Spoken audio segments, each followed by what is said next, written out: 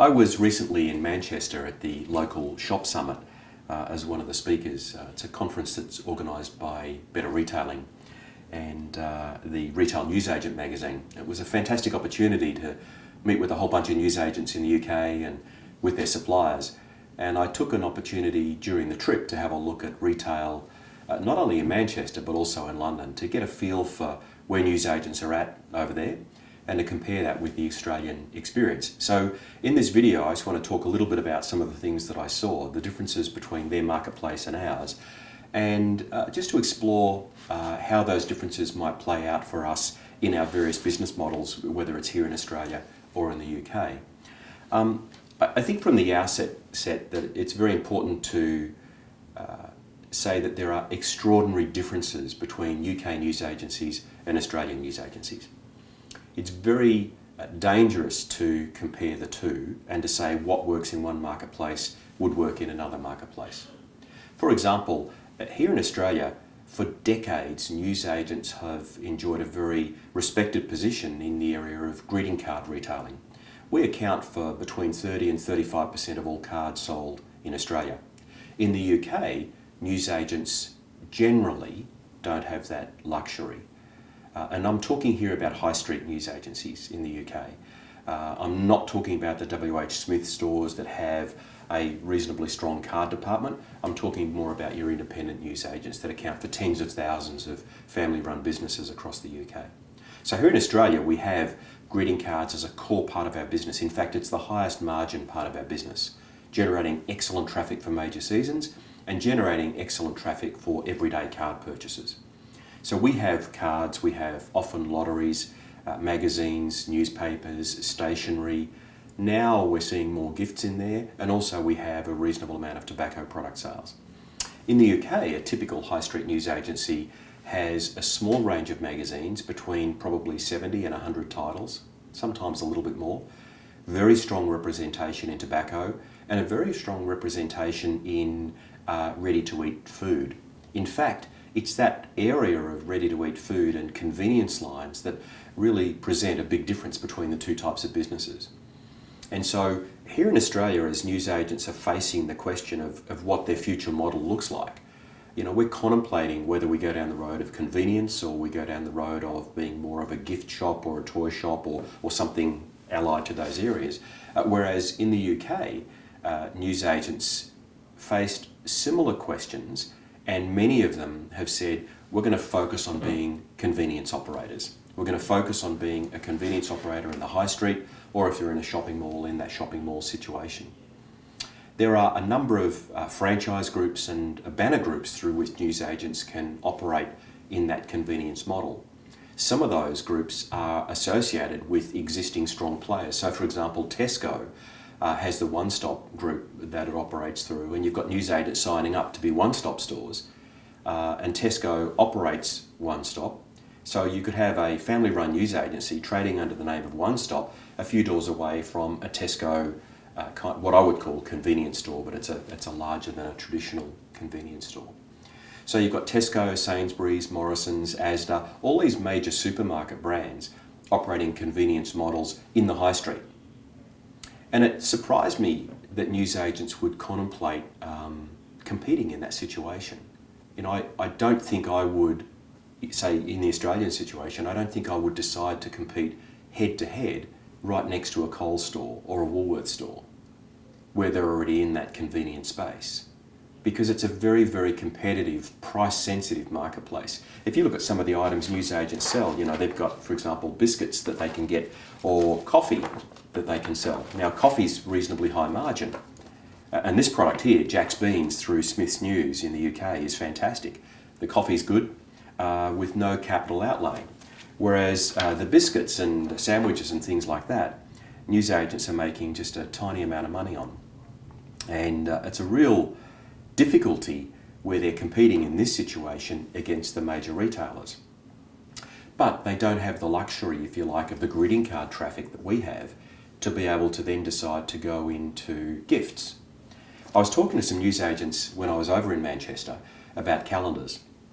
There's a strong delineation between magazine sales and calendars that I can sell.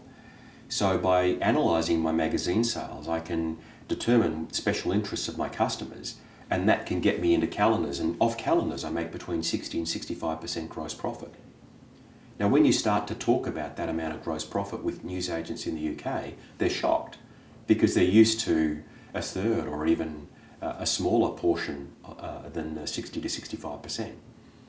But they could make that choice. They could make the choice to go into calendars and become a destination store for calendars in their own hometown situation. And I kind of wondered why newsagents in the UK hadn't made that choice. There's a lot of guidance for them to go down the road of being convenience outlets and to remain strong in tobacco products. Tobacco companies provide a lot of funding to news agency groups and also to kind of peripheral organisations to the channel. I get that, and I understand the role that they play, but I have to question what the upside is of tobacco. It's a highly regulated marketplace. There is no plain packaging regulation in the UK right now, but that's coming, I'm told. Already, the major retailers have got to have tobacco in the UK behind shutters. Independent newsagents will have to do that over the coming months. And we know from the Australian experience that all of that has reduced tobacco sales generally in news agency businesses. I understand the pressure for UK newsagents and the appeal for UK newsagents to head down the road of creating convenience type businesses. But I still question why they would do that in such a highly competitive marketplace. Here in Australia, I know there are newsagents contemplating operating convenience businesses, and all power to them. I think if they do their research and they find that they can create a point of difference around being a convenience operator, good luck to them. But I would say this, Coles and Woolworths are both aggressively playing in this space in ways that are not very obvious right now. I think there's a real risk in running head-to-head competition with those major retailers. I think you've got a better opportunity, if you've got strong card sales, you've got a better opportunity to play in the gift space. If you're in a country town, I think you've got a great opportunity to play with homewares. You've got a great opportunity to play in the collectibles area.